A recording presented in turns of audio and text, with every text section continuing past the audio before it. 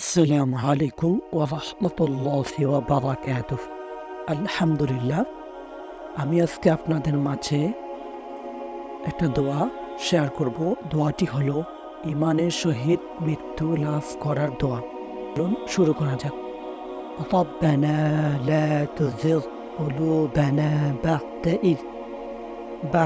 ইয হাদাইতানা